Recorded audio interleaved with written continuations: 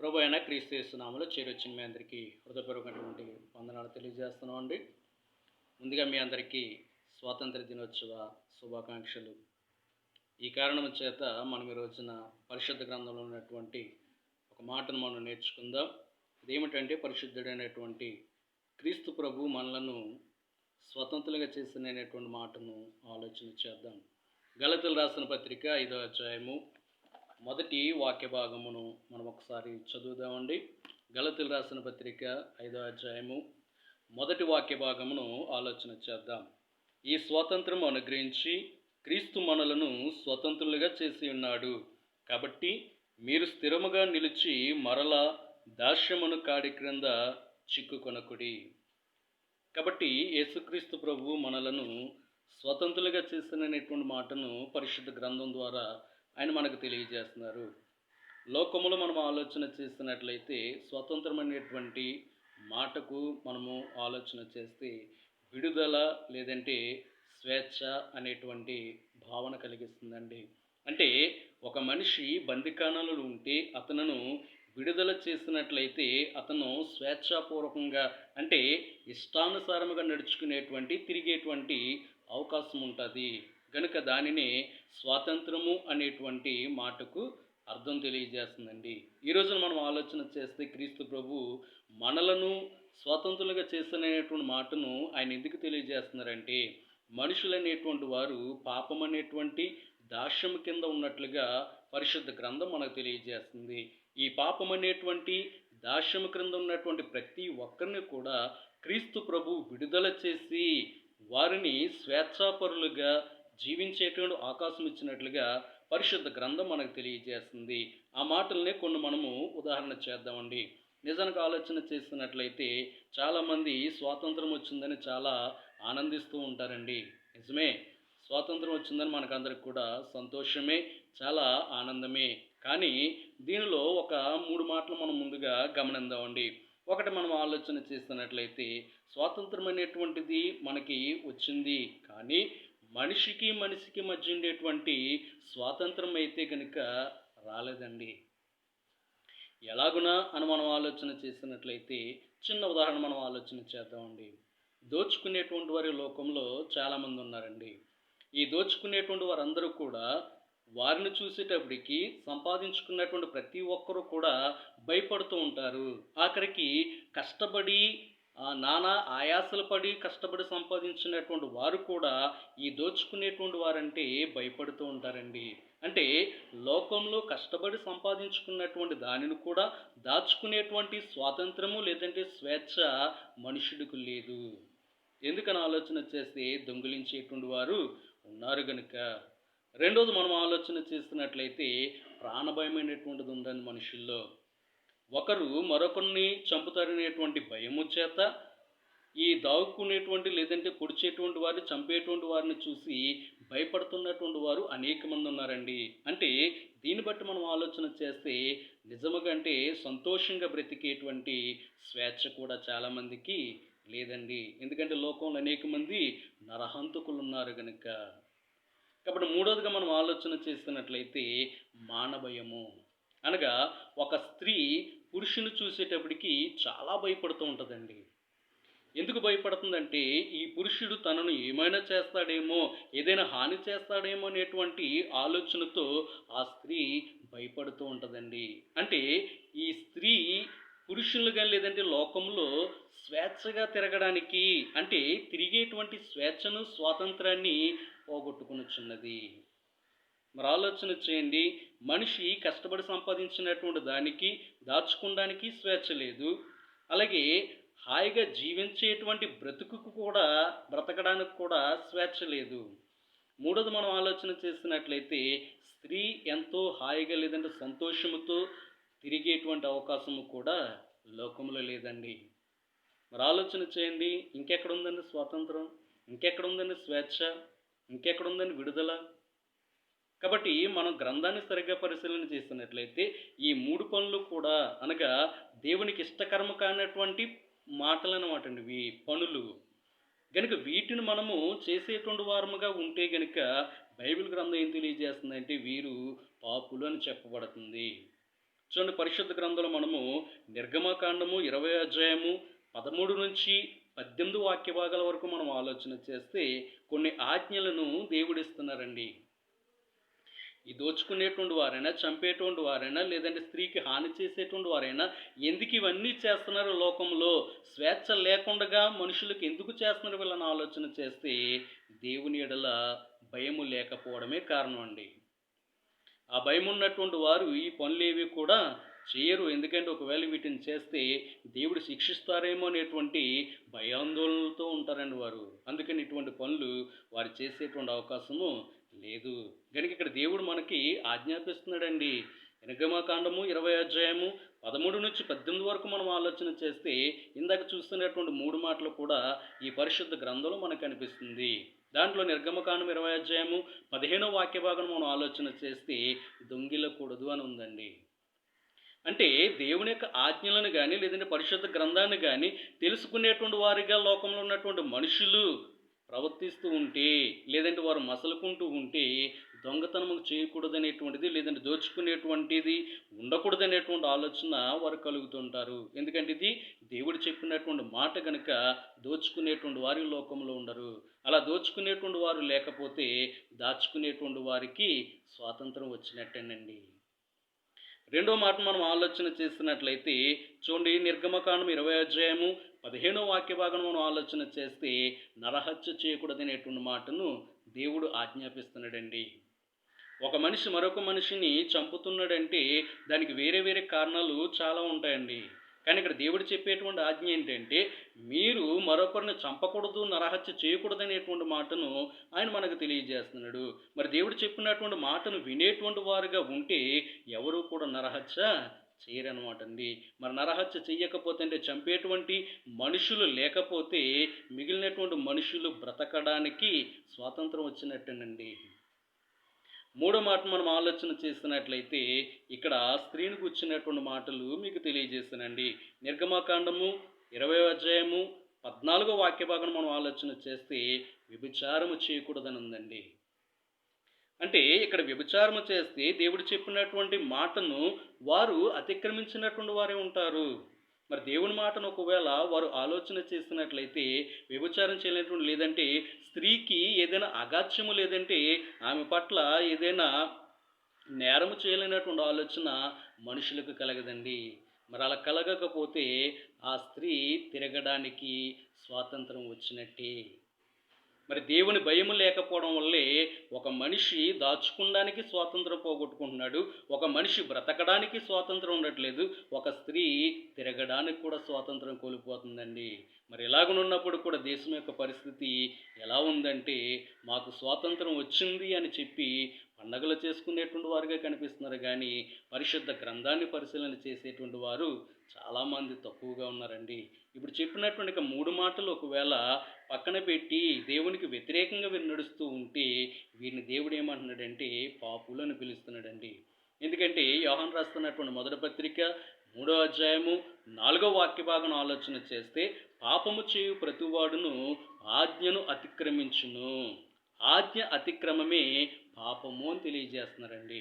మరి దేవుడు ఆజ్ఞాపించినటువంటి వాటిని చేసేటువంటి వారుగా ఉంటే వారు దేవుని యొక్క ఆజ్ఞను అతిక్రమించినటువంటి వారు. మరి ఆజ్ఞను అతిక్రమించినటువంటి వారు పాపులుగా పిలువబడుచున్నారు. మరి పాపులుగా పిలువబడుచున్నటువంటి వీరిని పరిశుద్ధ గ్రంథం ఏమని తెలియజేస్తుందంటే పాపమునకు దాసులు అనేటువంటి విషయాన్ని పరిశుద్ధ గ్రంథం మనకు తెలియజేస్తుందండి. రోమిలు రాసిన పత్రిక 6వ అధ్యాయము 17వ వాక్య భాగం మనం ఆలోచన చేస్తే మీరు పాపమునకు దాసులై ఉంటిరి అని తెలియజేస్తున్నారండి. అంటే పాపమునకు దాసులై ఉన్నారు అని అంటే కారణం ఏంటంటే వీరు పాపమునకు బందీలైపోన్నారండి. అంటే వీరు పాపము చేయటం ద్వారా స్వాతంత్రాన్ని కోల్పోయారు. ఎవరి దగ్గర స్వాతంత్రం కోల్పోయారంటే దేవుని దగ్గర స్వాతంత్రాన్ని కోల్పోయారండి. పాపం చేస్తున్నటువంటి ప్రతి ఒక్కరు కూడా దేవుని దగ్గర నిలవబడేటువంటి స్వాతంత్రాన్ని కోల్పోతుంటారండి. మరి ఆ స్వాతంత్రాన్ని మరలా తిరిగి పొందాలని అంటే అది యేసుక్రీస్తు వలననే జరిగేటువంటి కార్యక్రమం అండి. అప్పుడు ఆలోచన చేయండి. అందుకే క్రీస్తు మనలను స్వాతంత్రులుగా చేస్తును అనేటువంటి మాటను ఇక్కడ పరిశుద్ధ గ్రంథము నుంచి మనము ఆలోచన చేస్తున్నాం. కాబట్టి ఇలాగన పాపులుగా ఉన్నటువంటి వారిని రక్షించి, వారిని విమోచించి, వారి పాపము నుండి బందీ నుంచి అంటే పాపం అనేటువంటి బందీ నుంచి విడిపించి వారిని రక్షించుట కొరకే యేసుప్రభు వారు ఈ లోకానికి వచ్చినట్లుగా మన పరిశుద్ధ గ్రంథం ద్వారా చూస్తున్నామండి. అందుకే ఆయన పిలుస్తున్నాడండి. మత్తయి సువార్త 11వ అధ్యాయము 28వ వాక్య భాగం మనం ఆలోచన చేస్తే, ప్రయాసపడి భారం మోయుచున్న సమస్త జనులారా నా యొద్దకు రండి, నేను మీకు విశ్రాంతిని కలుగజేస్తును అంటున్నాడండి. విశ్రాంతి అంటే అది శరీరపరమైనటువంటి విశ్రాంతి కాదండి. పాపం అనేటువంటి దాస్యము నుంచి విడిపించి వీరును పరిశుద్ధులుగా చేయుట కొరకు, దేవుని యొక్క సన్నిధిలో నిలవబెట్టుట కొరకు ఆయన పిలుస్తున్నట్లుగా మనము పరిశుద్ధ గ్రంథం ద్వారా చూస్తున్నాం. ఇందుకొరకు ఈయన లోకానికి వచ్చినట్లు కూడా పరిశుద్ధ గ్రంథం తెలియజేస్తుందండి. తిమోతికి రాస్తున్నటువంటి మొదటి పత్రిక 1వ అధ్యాయము 15వ వాక్య భాగం ఆలోచన చేస్తే, పాపులను రక్షించుటకు క్రీస్తు యేసు లోకమునకు వచ్చేనని పౌలు గారు మనకు తెలియజేస్తున్నారండి. ఇంకా మనం ఆలోచన చేస్తే ఈ లోకమునకు ఆయన ఎందుకు వచ్చిన్నారని ఆలోచన చేస్తే, మత్తయి సువార్త 9వ అధ్యాయము 13వ వాక్య భాగంలో, పాపులనే నేను పిలువ వచ్చి తిని కానీ నీతిమంతులను నేను పిలువరాలేదని ప్రభు చెప్తున్నారండి. కాబట్టి ఆలోచన చేయండి, ఇటువంటి భయంకరమైనటువంటి పనులు చేసినటువంటి వారిని పరిశుద్ధ గ్రంథం పాపులను పిలుస్తుంది. ఈ పాపులను రక్షించుట కొరకు, లేదంటే పాపం అనేటువంటి దాస్యము నుంచి ఆ బందికాన్లోంచి విడిపించడానికే క్రీస్తు లోకానికి వచ్చినట్లుగా మన పరిశుద్ధ గ్రంథం ద్వారా మనము ఆలోచన చేయగలుగుతున్నాం. కాబట్టి పాపములో బంధింపబడినటువంటి ప్రతి ఒక్కరిని కూడా విడుదల చేసి వారికి స్వాతంత్రాన్ని, లేదంటే వారికి స్వేచ్ఛను ఇవ్వడానికి క్రీస్తు ప్రభు వారిని పిలుస్తున్నట్లుగా పరిశుద్ధ గ్రంథం ద్వారా మనం ఆలోచన చేయగలుగుతున్నాం. అలాగన పిలిచేటువంటి ప్రతి ఒక్కరిని కూడా ఆయన ఏం చేస్తున్నాడంటే, వారు చూడండి వారి యొక్క పరిస్థితి ఎలా ఉందంటే, ఎఫెసీయులకు రాసిన పత్రిక 2వ అధ్యాయము 1వ వాక్య భాగమును, అలాగే 4-5 వాక్య భాగమును మనం ఆలోచన చేస్తే, మీ అపరాధముల చేతను పాపముల చేతను మీరు చచ్చిన వారే ఉండగా ఆయన మిమ్మును క్రీస్తుతో కూడా బ్రతికించెను అని తెలియజేస్తున్నారండి. కాబట్టి యేసుక్రీస్తు ప్రభువారు ఆయన పిలిచినటువంటి పిలుపు ఎందుకొరకంటే, పాపముల చేత అపరాధముల చేత చనిపోయినటువంటి స్థితిలో ఉన్నటువంటి ప్రతి ఒక్కరిని కూడా ఈ పాపం అనేటువంటి దాస్యము నుంచి విడుదల కలిగించడానికంటే, వారిని విమోచించి స్వేచ్ఛాపరులుగా చేయడానికి ఆయన పిలుస్తున్నట్లుగా మనము పరిశుద్ధ గ్రంథం ద్వారా చూస్తున్నాం. నిజానికి వారు పాపం చేసి ఎలా ఉన్నారంటే, చనిపోయినటువంటి స్థితిలో ఉన్నారండి. అటువంటి వారిని క్రీస్తుతో కూడా లేవనెత్తి దేవుడు వారిని బ్రతికించినటువంటి స్థితిని అనుగ్రహించున్నాడు అనేటువంటి విషయాన్ని పరిశుద్ధ గ్రంథం మనకు తెలియజేస్తుంది. అలా బ్రతికినటువంటి స్థితి ఎలాగనుంది, ఎలాగ ఉపయోగపడుతుంది, దేవుని దగ్గర వీరు స్వాతంత్రులుగా ఉండేటువంటి అవకాశం ఎలా కలిగిస్తుందని ఆలోచన చేస్తే, చూడండి రోమిలు రాసిన పత్రిక 5వ అధ్యాయము 9వ వాక్య భాగం ఆలోచన చేద్దాం.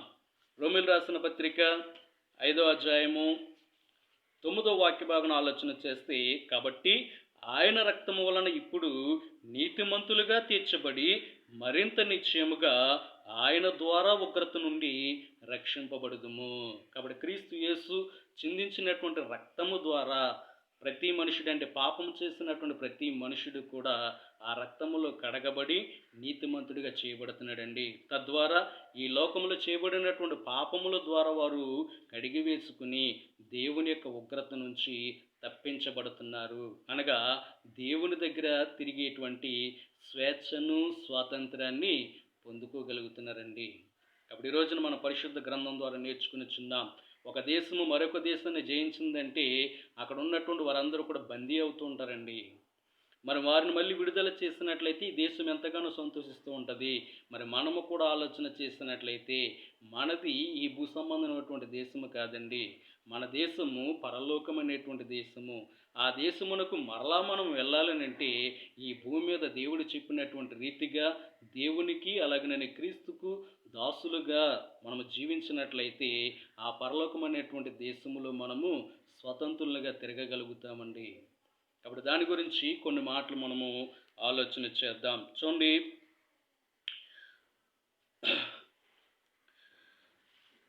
దేవుడు మనలను, దేవునికి మనం దాసులుగా ఉండాలని అంటే రోమిలు రాసిన పత్రిక 6వ అధ్యాయము 22వ వాక్య భాగంలో, అయినను ఇప్పుడు పాపము నుండి విమోచింపబడి దేవునికి దాసులైనందున పరిశుద్ధత కలుగుటయే మీకు ఫలము, దాని అంతము నిత్య జీవము. కాబట్టి నిత్యం ఉండేటువంటి యొక్క పరలోక దేశంలో మనము స్వతంత్రులుగా ఉండాలి, లేదంటే స్వేచ్ఛాపరులుగా ఉండాలని అంటే ఇక్కడ దేవునికి మనము దాసులుగా ఉండాలనేటువంటి విషయాన్ని పరిశుద్ధ గ్రంథం మనకు తెలియజేస్తుందండి.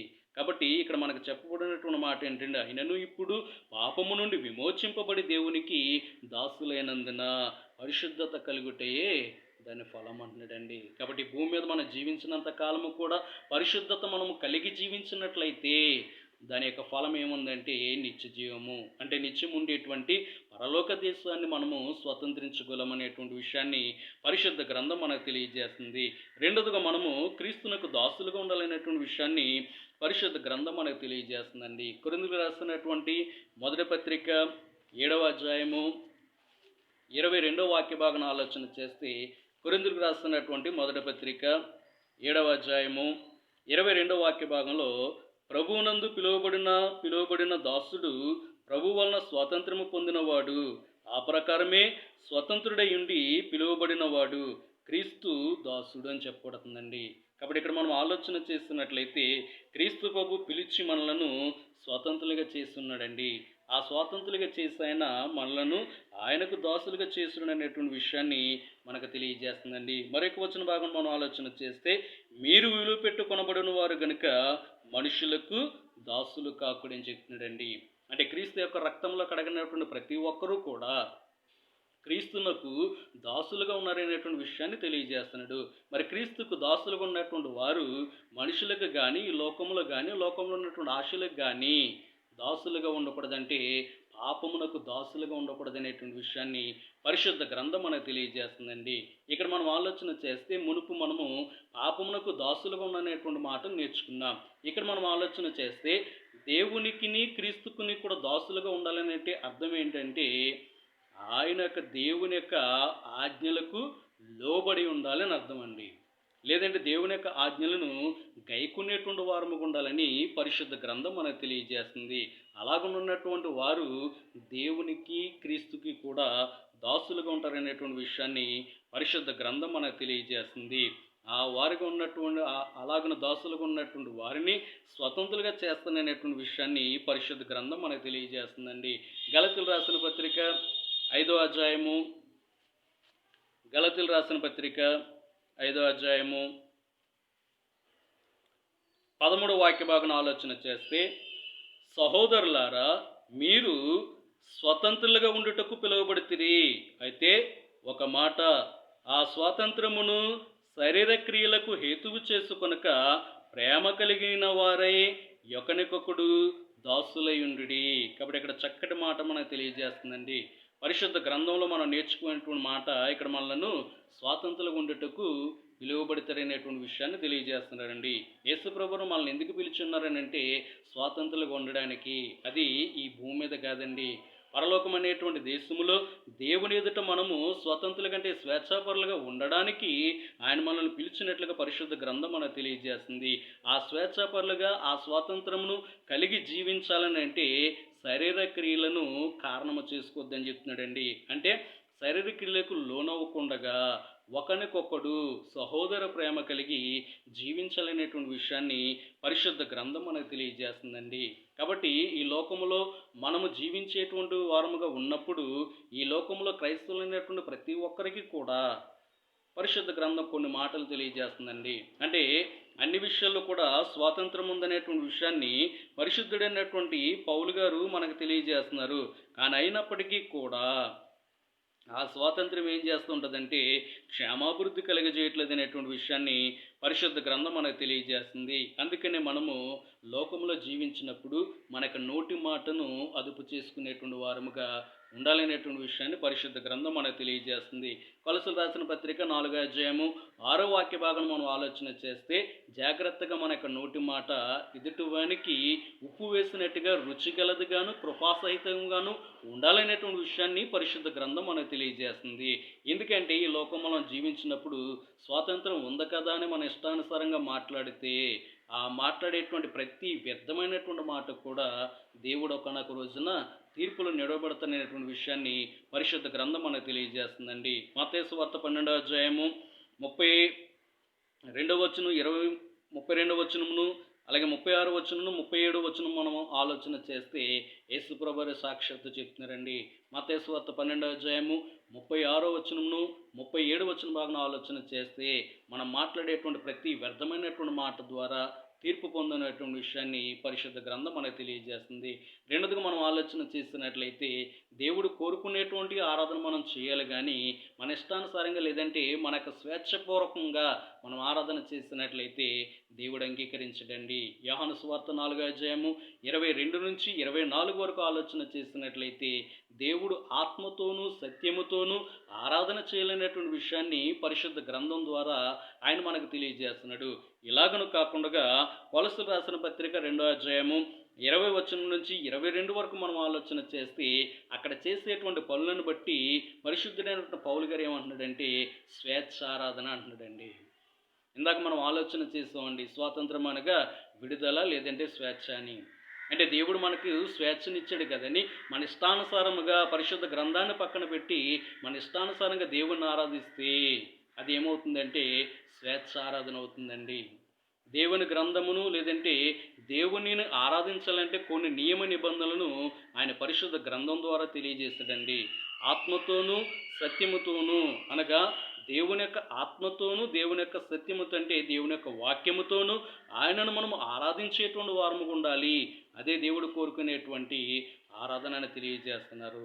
కాబట్టి ఇలాగున మనము లోకములో మనకున్నటువంటి స్వాతంత్రాన్ని శరీరేచ్ఛలకు కాకుండా దేవుని విషయమై ఈ స్వాతంత్రాన్ని మనము వినియోగించుకుంటూ జీవించినట్లయితే మనకు దేవుడు పరలోకమందు నిత్యమైనటువంటి స్వాతంత్రాన్ని ఇస్తాననేటువంటి విషయాన్ని పరిశుద్ధ గ్రంథం మనకు తెలియజేస్తుంది. అలాగనున్నటువంటి ప్రతి ఒక్కరూ కూడా ఇక దాసుడవు కావు అని చెప్తున్నాడండి ఆయన.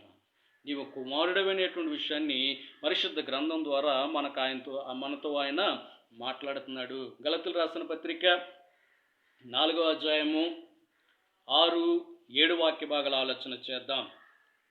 మరియు మీరు కుమారులై ఉన్నందున నాయన తండ్రి అని మొరపెట్టుచు తన కుమారుని ఆత్మను దేవుడు మన హృదయములోనికి పంపెను. కాబట్టి నీవిక దాసుడవు కావు, కుమారుడవైతే దేవుని ద్వారా వారసుడవు. కాబట్టి ఇక్కడ ఆలోచన చేయండి. ఇందాక మీకు తెలియజేస్తాను, దేవునికి దాసుడిగా క్రీస్తుకు దాసుడిగా ఉండాలని. ఆ దేవునికి దాసుడిగా క్రీస్తుకు దాసుడిగా ఉండేటువంటి వారు ఎలా ఉంటారంటే దేవుడు చెప్పినటువంటి ఆజ్ఞలను అనుసరించేటువంటి వారుగా గైకొనేటువంటి వారుగా ఉంటారని పరిశుద్ధ గ్రంథం ద్వారా మీకు కొన్ని మాటలు తెలియజేస్తానండి.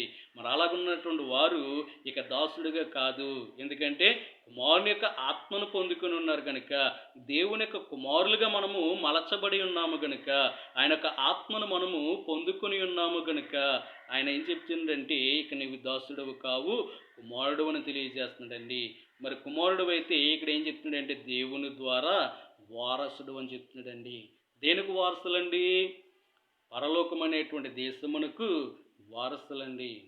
కాబట్టి ఆ స్వాతంత్రాన్ని లేదంటే ఆ దేశంలో ఉండేటువంటి ఆ యొక్క స్వాతంత్రాన్ని స్వేచ్ఛను సంపాదించుకోవాలంటే ఈ లోకములో పాపం అనేటువంటిది మనకంటకుండగా బ్రతకాలండి. లోకంలో ఉండేటువంటి యొక్క శరీరేచ్ఛలను మనము నిగ్రహించుకొని దేవుడు చెప్పినటువంటి విధముగా లేదంటే దేవుని యొక్క ఆజ్ఞల ప్రకారంగా మనం జీవించినట్లయితే ఈ భూ సంబంధమైనటువంటి స్వాతంత్రము కాదండి, ఈ భూ సంబంధమైనటువంటి స్వేచ్ఛ కాదు, ఈ భూ సంబంధమైనటువంటి విడుదల కాదు, పరలోకములో దేవునితో నిత్యము బ్రతికేటువంటి స్వేచ్ఛ మనకు దేవుడు అనుగ్రహిస్తానని చెప్తున్నాడండి. ఎవరి ద్వారా అంటే యేసుక్రీస్తు ద్వారా. కాబట్టి అటువంటి స్వాతంత్రాన్ని అటువంటి స్వేచ్ఛను కూడా మీరందరూ పొందుకోవాలని మీ అందరికీ మనవి చేస్తూ ఈ యొక్క మాటలు ముగిస్తున్నాను. దేవుడు తన వాక్యముల్లో ఫలింపచేయునుగాక. ఆమేన్. చిన్న ప్రార్థన చేసుకుందాం అండి. మహాపరిశుద్ధుడును మహాగణుడువైన మా ప్రియ పరలోకపు తండ్రి, మీ యొక్క ఘనమైన నామమునకు శ్రేష్టమైన నామమునకు వెళ్ళలేని స్థుతులు స్తోత్రాలు చెల్లించుకుంటున్నాం తండ్రి. ఈ యొక్క ఉదయకాల సమయంలో చెప్పినటువంటి యొక్క మాటలను బట్టి మీకు స్తోత్రాలు చెల్లిస్తున్నాం. ఇదిగ దేవా, మీ యొక్క ప్రియకుమారుడైనటువంటి క్రీస్తు ప్రభు మాకు స్వాతంత్రాన్ని అనుగ్రహిస్తున్నారు అనేటువంటి మాటను బట్టి తండ్రి కొన్ని మాటలు మీ యొక్క గ్రంథంలోంచి మాట్లాడుటకు మీ యొక్క కృపను అందించిన విధానం బట్టి స్తోత్రాలు చెల్లిస్తున్నాం. ఈ యొక్క వీడియోను చూస్తున్నటువంటి ప్రతి ఒక్కరిలో కూడా ఈ యొక్క మాటను తను ఫలింపచేయమని ప్రార్థన చేయొచ్చున. ప్రతి ఒక్కరు కూడా తన దేశంలో ఉన్నటువంటి స్వాతంత్రం నుంచి లేదంటే శరీర సంబంధమైనటువంటి స్వాతంత్రం గురించి ఆలోచన కాకుండా పరలోకంలో ఉండేటువంటి ఒక దేశమును స్వాతంత్రించుకోవాలంటే మీరు చెప్పినటువంటి విధముగా మేము జీవించాలనేటువంటి మంచి ఆలోచనలను బిడలో కలిగించమని ప్రార్థన చేయించున్నాం. ఈ యొక్క వాక్యానుసారంగా నడుచుకొనుచు మీ ద్వారా అనేకమైనటువంటి మేలు పొందుకొనుచు ఆ నిత్యము నివసించేటువంటిది నిత్యము ఉండేటువంటి ఆ యొక్క పరలోక దేశాన్ని స్వాతంత్రించుకునేటువంటి ధన్యతను ప్రతి ఒక్కరికి అనుగ్రహించమని మా రక్షకుడైన యేసుక్రీస్తు నామమున అడిగి వేడుకొనుచున్నాం మా పరమ తండ్రి. ఆమేన్. అందరికి వందనాలు.